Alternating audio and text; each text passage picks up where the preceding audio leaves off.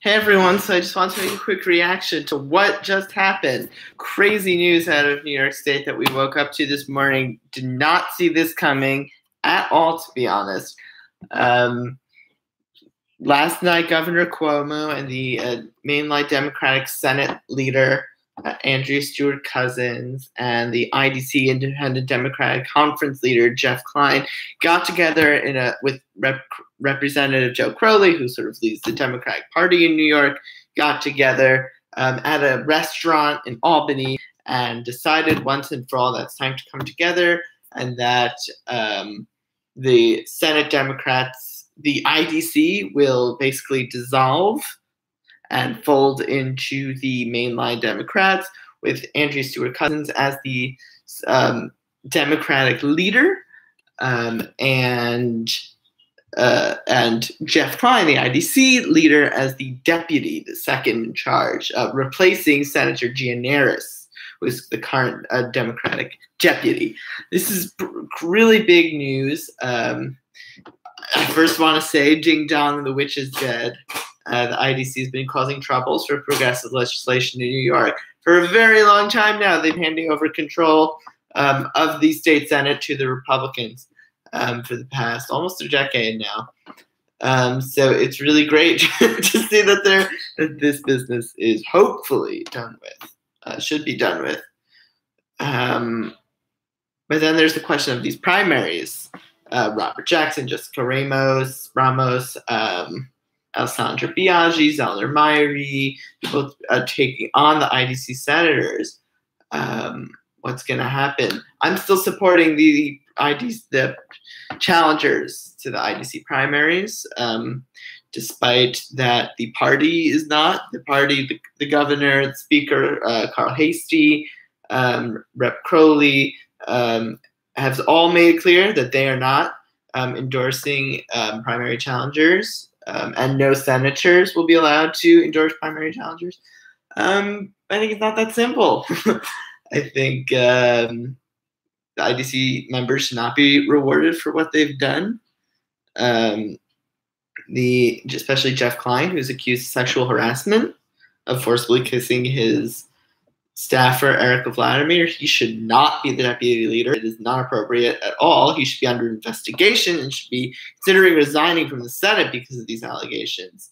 Al Franken resigned from the U.S. Senate because of similar allegations. And now Jeff Klein is going to be the deputy leader. That doesn't seem right. I don't know why no one is commenting on that. So I think that is not okay.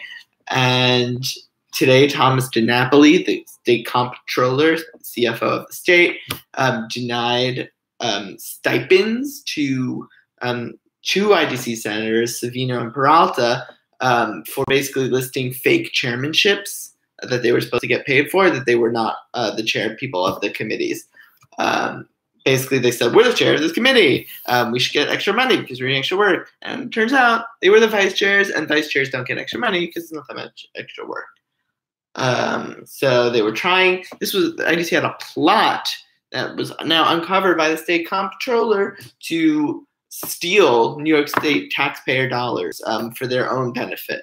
And now, again, these senators who were facing big primaries should be rewarded. That's unconscionable. It's clear why Klein caved in. The pressure from us anti-IDC advocates was very strong. It was clear Alcantara was going to lose, hopefully. It was clear Peralta had no chance of winning. Klein was facing primary. Even Hamilton was facing a pretty tough primary. So at least two to four IDC members were going to go down. And the governor is facing a tough primary now. So mixed feelings. On one hand, I'm happy there's no more IDC. I'm happy we don't have to deal with this anymore. And I'm confident that we're going to pick up, and I'm happy also that this does not include Senator Felder. We're not relying on Senator Felder, the Haredi lawmaker from Brooklyn, who goes anyway. We'll say I'll go. He put his statement that he just put out, said, I don't care about any political party. I don't care. I'll do whatever is best for my constituents. And as the governor said, actually, he does not hold the philosophical opinions and values of the Democratic Party. So we're going to win some seats. We're going to win Marty Goldenseed, hopefully Ross Barkan, hopefully some other season players. DeFrancisco's seat might be in play. So we're going to win some seats. We're definitely going to have a Democratic majority in the Senate starting next January, and it's going to be great.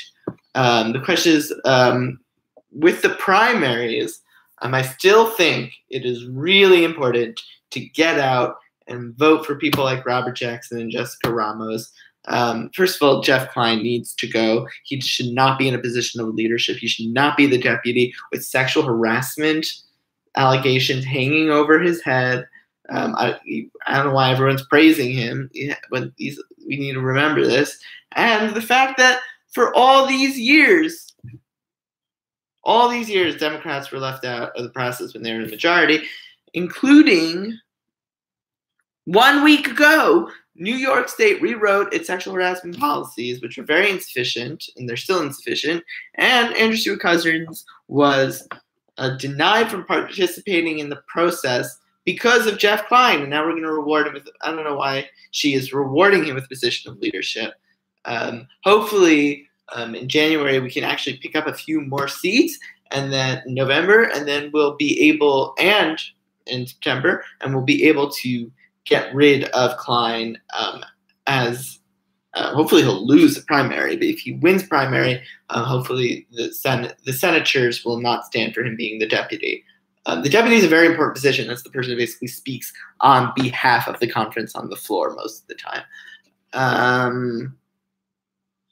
And it's the deputy's job to convince people basically to vote for the bills. It's a very important position. And Senator Gene Harris was doing a fabulous job, and I'm very sad that he is losing this. It's known that he has a long-standing beef with Governor Cuomo, so I think it's very much about that also.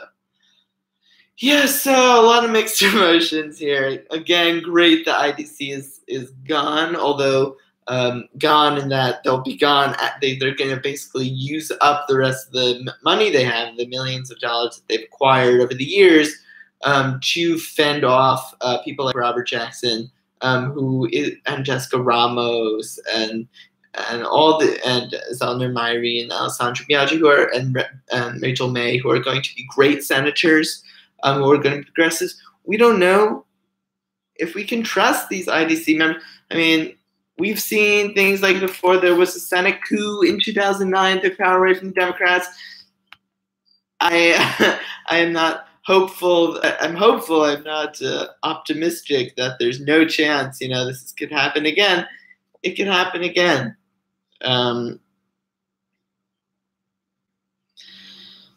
Yeah, to see if there's anything that I missed here. Yes, this is big news out of New York. No more IDC, which is great for the state, great for great day for progressives, and it's great that we're going to try to work together to pass legislation and get rid of Republicans in positions of leadership. But it's also undermined. I mean, the anti-IDC movement has been working really, really hard, and got no shout out. We get no credit. And we should, and we really need the credit. And the credit goes to people like Robert Jackson, Jessica Ramos, who have organized large groups of people in support of these causes.